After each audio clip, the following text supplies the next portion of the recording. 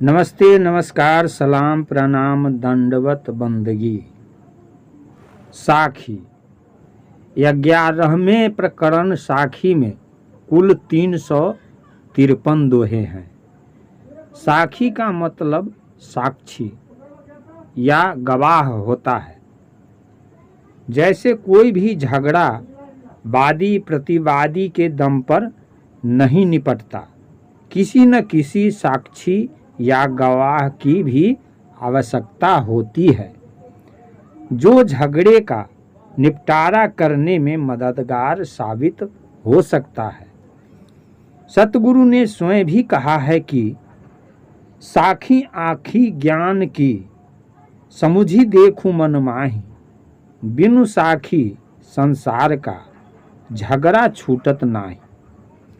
तात्पर्य यह है कि सतगुरु की साखियाँ ज्ञान चक्षु हैं। इनके द्वारा सत्य का निर्णय किया गया है, अर्थात निष्पक्ष सत्य का दर्शन कराया गया है। बीजक सतगुरु कबीर साहब की महान रचना या सदग्रंथ है और सतगुरु का यही एकमात्र प्रामाणिक ग्रंथ है। सतगुरु कबीर साहब का साफ कहना था कि यह चेतन जीव ही परम तत्व है। यही नहीं, सारी कला कल्पनाएं, सारे ज्ञान विज्ञान इसी से है। जीव ही ईश्वर ब्रह्म देवी देवता भूत प्रेत की कल्पना करने वाला तथा वेद बाइबिल कुरान आदि को रचना करने वाला है।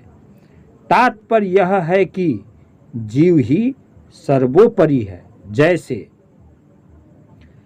एक जीव कित कहूँ बखानी, बीजक की गोपनीयता का वर्णन करते हुए सतगुरु कबीर साहब आगे कहते हैं कि बीजक वित बतावे जो वित गुप्ता होए, ऐसे शब्द बतावे जीव को बूझे बिरला कोय।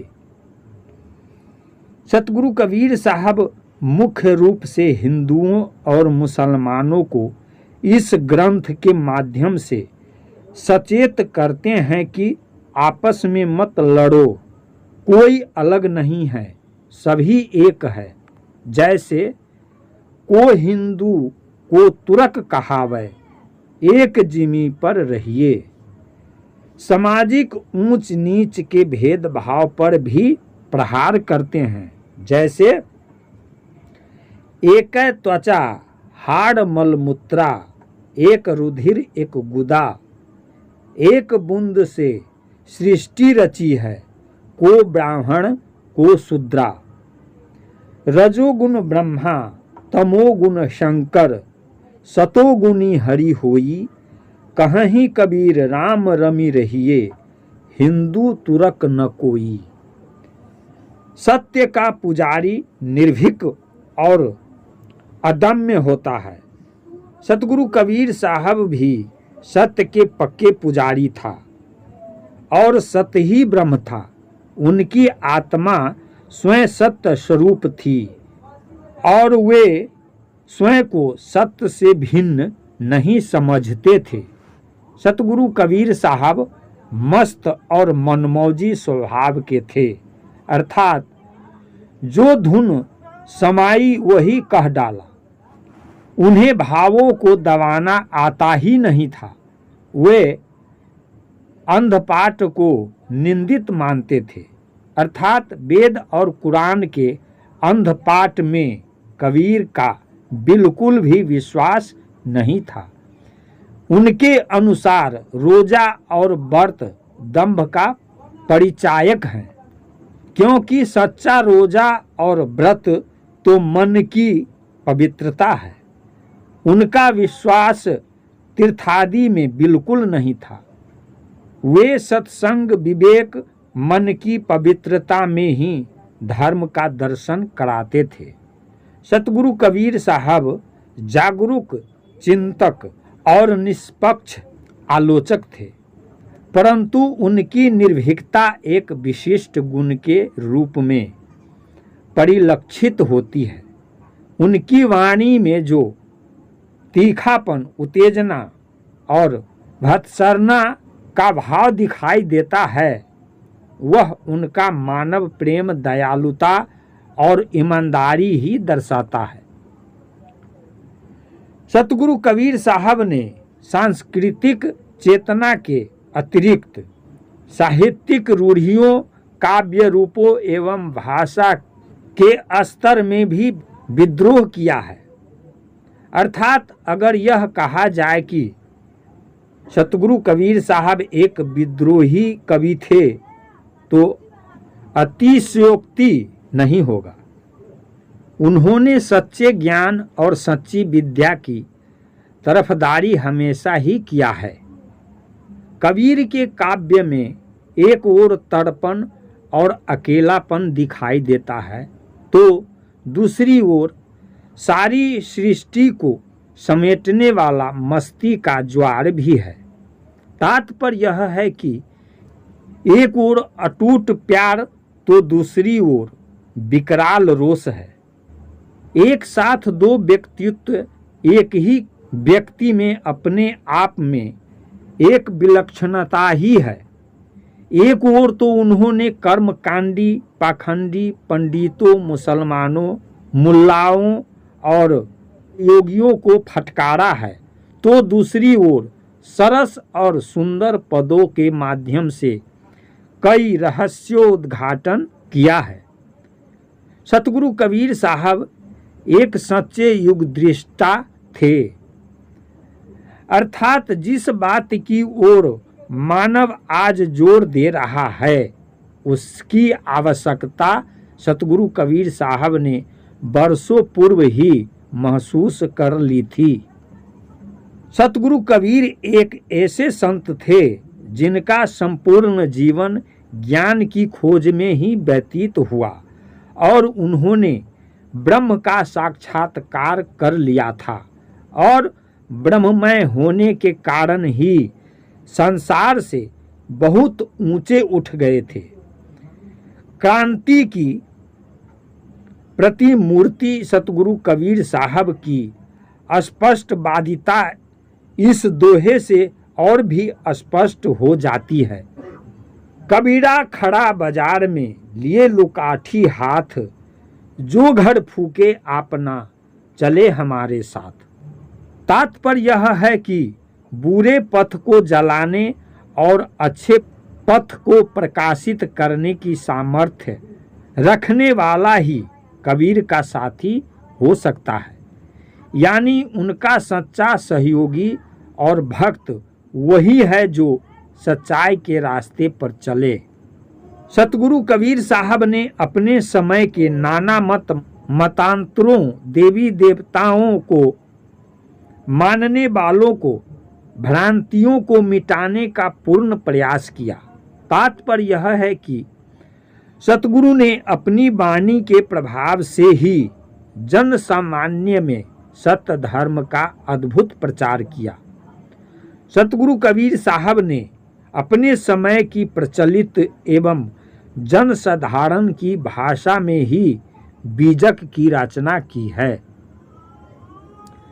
और उनकी वाणी से भारत ही नहीं पूरे विश्व के लोग लाभ उठा रहे हैं।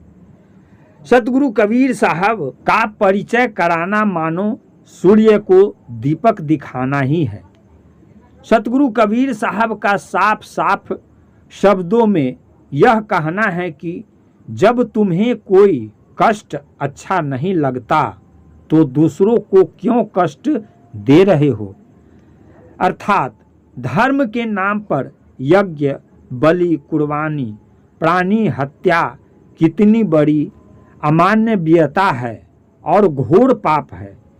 ब्राह्मणों, हिंदुओं और मुसलमानों पर कटाक्ष करता हुआ यह व्यंग कितना सार्थक है। संतो पाड़े निपुण कसाई, बकरा मारी भैंसा पर धावे, दिल में दर्द न आई। एवं काजी काज करहु तुम कैसा, घर घर जबह कराबहु भैंसा। साथ ही साथ यह भी कहा है कि दिन को रहत है रोजा, रात हनत है गाय, यह खून वह बंदगी, क्यों कर खुशी खुदाए। सामाजिक भेदभाव, ऊंच नीच और जाति पाति पर कटाक्ष करता हुआ उनका यह व्यंग और भी स्पष्टीकरण कर देता है। जो तू ब्राह्मण ब्राह्मणी को जाया, और राह दे काहे न आया। जो तू तुरक तुर्किनी की जाया, पेट ही काहे न सुन्नति कराया। मानवता के प्रबल पुजारी सतगुरु कबीर साहब बढ़ती हुई धार्मिक वैमनस्यता के युग में भी मानव मात्र को संगठित करने वाले थे।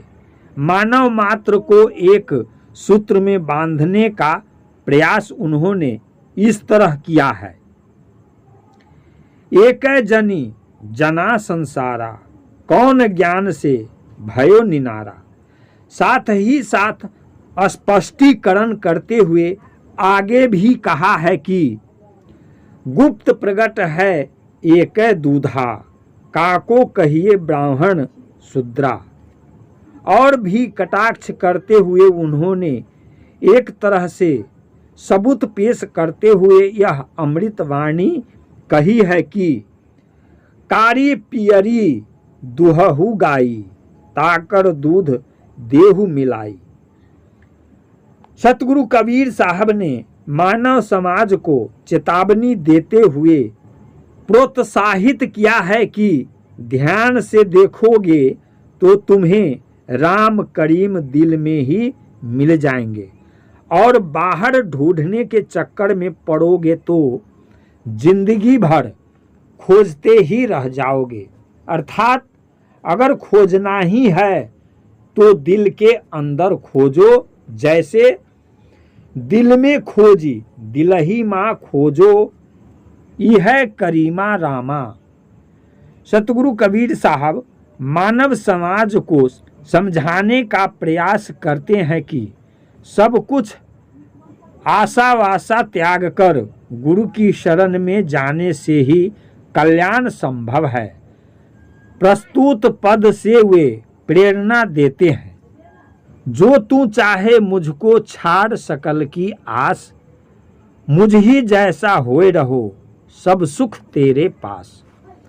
सतगुरु कबीर साहब ने अपना सारा जीवन सनातन मानव धर्म के प्रचार और देशोपकार में लगा दिया था। उन्होंने हिंदू मुस्लिम संप्रदायों के बीच बढ़ते पारस्परिक विरोध को मिटाने के उद्देश्य से कुछ पंक्तियां इस प्रकार कही हैं। भाई रे दुई जगदीश कहाँ ते आया, कहूँ कौने बौड़ाया। अल्लाह राम करीमा केशव, हरि हजरत नाम धराया। और भी जैसे वही महादेव वही मोहम्मद, ब्रह्मा आदम कहिए, को हिंदू को तुरक कहावे, एक जिमी पर रहिए। संक्षेप में यह कहा जा सकता है कि बीजक ग्रंथ का प्रत्येक शब्द और पद एकता, राष्ट्रीयता तथा आत्मीयता के भावों से भरा हुआ है। उदाहरणार्थ, हिंदू तुरुक एक राह है, सतगुरु सोई लखाई। हिंदू तुरक कहाँ ते आया, किन यह राह चलाई। सतगुरु कबीर साहब का साफ कहना था कि व्यक्ति जाति से नहीं बल्कि कर्म, गुण आदि के द्वारा बड़ा होता है। सतगुरु आगे कहते हैं कि मूल वस्तु निज स्वरूप तो तुम्हारे पास ही है, फिर इधर उधर भटकने से क्या मिलेगा। तात्पर्य यह है कि संपूर्ण आशाओं को त्याग कर निज स्वरूप में ही स्थिर रहो, इसी में सबका कल्याण है। इस अमूल्य ग्रंथ का मुख्य उद्देश्य जनमानस की जिज्ञासा शांत कराकर उन्हें ज्ञान के प्रकाश से प्रकाशित कर सतमार्ग पर लाना ही है। तो आइए सुनते हैं एकादश प्रकरण साखी। इससे पहले आप सभी से अर्जी, निवेदन, विनती, प्रार्थना है कि लाइक कर देंगे, सब्सक्राइब कर देंगे, शेयर कर देंगे, ताकि सभी श्रोता बंधु को, संत समाज को, संत प्रेमी को सुनने के लिए मिले साहेबंदगी। सतगुरु कबीर साहब कहते हैं, जहिया जन्म मुक्ता हता तहिया हता न कोय, छठी तुम्हारी हों जगह तू कहाँ चला बिगोए। शब्द हमारा तू शब्द का सुनी मति जाहु सरक, जो चाहो निज तत्व को तो शब्द ही लेहु परख। सतगुरु कबीर साहब कहते हैं कि हे जीव, अपने मन के अहंकारों को जागृत कर और अपने आप को खोकर तू कहाँ जा रहा है, क्योंकि जब तू मुक्त जन्म एवं स्वतंत्र नर जन्म में था तब और आज वर्तमान में भी मानवेत्वर एवं अन्य 3 खानियों के व्यवस्थाकृत बंधन नहीं थे न है। हे मानव, हमारे निर्णय वचनों को अधिकार पूर्वक सुनो, परंतु भुलाओ मत या खिसक न जाओ, बल्कि उसके मार्ग पर चलो, अर्थात वैसा ही आचरण करो। तात्पर्य यह है कि अगर तुम अपने मूल स्वरूप का बोध चाहते हो तो सार असार शब्दों की परख करो, तभी आत्मस्वरूप को समझ सकते हो। यह साखी 1 और 2 था। सतगुरु कबीर साखी 3 और 4 में कहते हैं, शब्द हमारा आदि का शब्दे पैठा जीव, फूल रहन की टोकरी घोरे खाया घीव। शब्द बिना सुरती अंधियारी, कहो कहाँ को जाए, द्वार न पावे शब्द का फिर भटका खाए। सतगुरु कबीर साहब कहते हैं कि हमारे निर्णायक शब्दों को त्याग कर भ्रामक शब्दों में घुसे हुए हो, परंतु सतगुरु के निर्णय शब्द ही तुम्हारे मूल स्वरूप के परिचायक हैं। मानव शरीर तो एक टोकरी मात्र है जिसमें सार शब्द रूपी फूल रखा जाता है, परंतु जीव उसी प्रकार भ्रामक शब्दों में पड़कर पतित हो जाता है, जैसे मट्ठा में पड़ा रहने से घी खराब हो जाता है। अर्थात मनुष्य का मन विवेकहीन होकर अंधा हो जाता है। अगर उसे निर्णय वचनों की बूटी न मिले तो गुरु मुख से निर्णय वचनों की कमी के कारण जीव कल्पित शब्दों के भंवर जाल में पड़ा बारंबार भटकता रह जाता है। 5 और 6 में सतगुरु कबीर साहब कहते हैं, शब्द शब्द बहु अंतरे, सार शब्द मथि लीजिए, कहीं कबीर जहाँ सार शब्द नहीं, धीर्त जीवन सो जीजे। शब्द मारा गिर पड़ा, शब्दे छोड़ा राज, जिन्ह जिन्ह शब्द विवेकियाँ, तिनका शरीगो काज। सतगुरु कबीर साहब कहते हैं कि शब्द शब्द में भी बड़ा भेद होता है, जिसे विवेक रूपी मथनी के द्वारा ही मथकर सार शब्दों को निकाल सकते हो, क्योंकि जिस मानव के अंदर सार शब्दों का अंतर और विचार नहीं है उसका जीवन व्यर्थ ही है।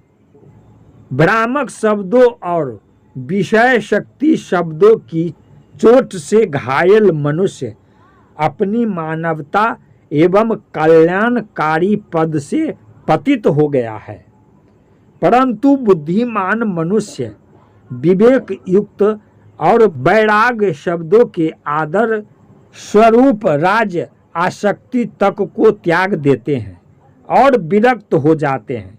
जिन्होंने सत्य असत्य की पहचान कर सत्य शब्द को ग्रहण कर लिया एवं असत्य शब्द का त्याग कर दिया है, उन्हें कल्याण रूपी मार्ग निश्चय ही मिल गया समझो।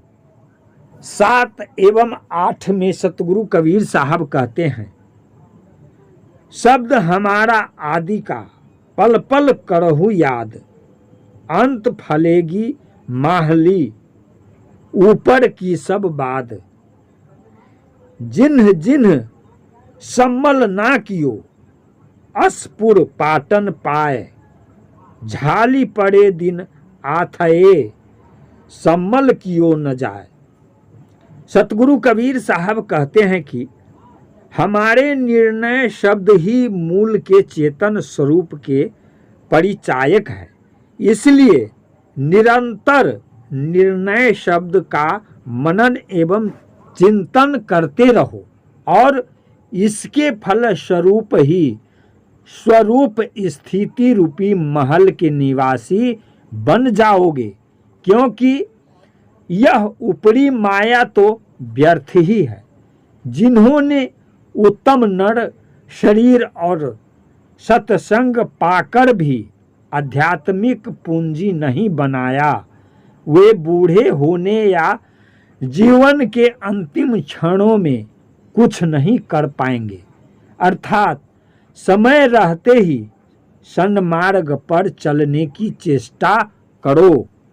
9 एवं 10 में सतगुरु कबीर साहब कहते हैं, यहाँ ई सम्मल करिले आगे विषयी बाट, स्वर्ग विसाहन सब चले जहाँ बनिया न हाट। जो जानहु जीव आपना करहु जीव को सार, जियारा ऐसा पाहुना मिले न दूजी बार।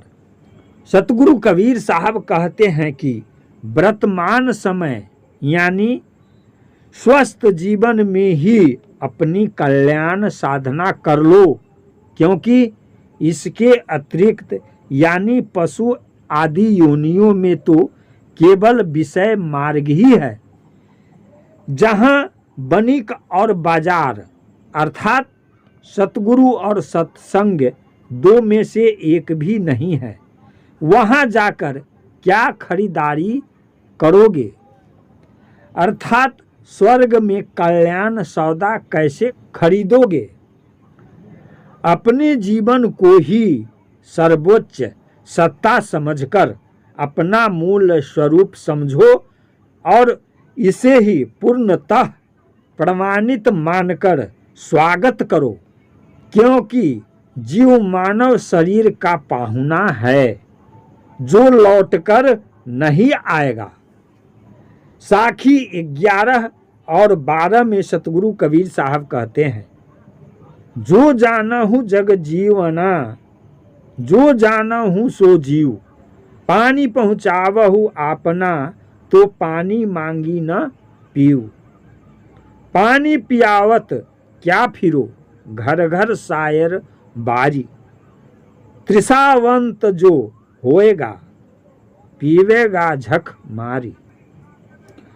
सतगुरु कबीर साहब कहते हैं कि अगर अपने जीव या स्वरूप को एवं जीने की कला जानते हो तो अब तक की सारी वासनाओं को त्याग कर आगे कभी भी सांसारिक वासनाओं को न ग्रहण करो।